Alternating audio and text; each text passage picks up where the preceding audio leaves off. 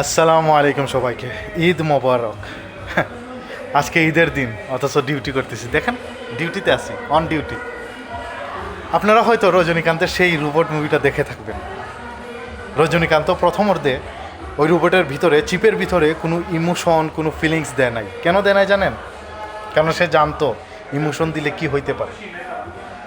যখন ইমোশন দিছে, ফিলিংস ঢুকায় দিছে, তখন তো দেখছেন সেই রোবট চেটটি কী লেভেলের যে ধ্বংসযজ্ঞ শুরু করছে, কী লেভেল একটা মেসাকার শুরু করে দিছিল।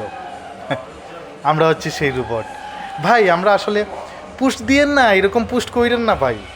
এরকম রিলস ভিডিও টিকটকে এরকম স্টোরি দিয়েন না যে আজকে যদি দেশে থাকতাম তাহলে মুক্ত বিহঙ্গ পাখির মতো উইরা বেড়াইতাম বন্ধুদের সাথে, কতই না মজা হইতো। আজকে যদি দেশে থাকতাম মায়ের হাতের সেমাই রান্না করা খাইতাম।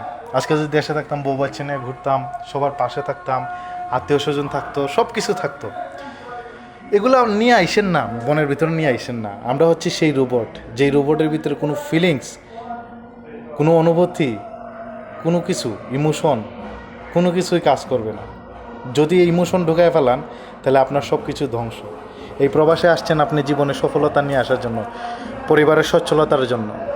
আপনার কষ্টে, আপনার সামান্য কষ্টের জন্য যদি আপনার ফ্যামিলি সচ্ছল হয়ে যায়, আপনার ফ্যামিলির সবাই যদি ঈদের আনন্দ ভাগাভাগি করে নিতে পারে সবার সাথে, তাহলে থাক না, কি সমস্যা ভাই? ফিলিংসটা নিয়েই যদি আসেন ভিতরে, তাহলে আপনি এখানে থাকতে পারবেন না, কাজে মন বসবে না।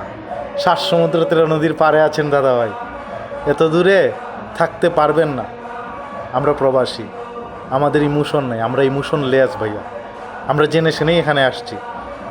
আমরা যদি ইমোশন রাখি আমাদের সব কিছু ধ্বংস হয়ে যাবে, সেই রোবট চেট্টির মতো। আশা করি বুঝতে পারছেন। আসলে এগুলো রাখাও উচিত, আমরা রাখি কিন্তু এতটা প্রকাশ করি না। আমরা, আমাদের আছে কিন্তু সহ্য ক্ষমতা প্রবাসীদের খুব বেশি, খুব বেশি, যেটা অন্যান্য মানুষের, সাধারণ মানুষের নাই। ধন্যবাদ সবাইকে, আবারও ঈদ মুবারক। আসসালামু আলাইকুম। ভালো থাকবেন সবাই, সুস্থ থাকবেন সবাই, এবং আমার জন্য দোয়া করবেন।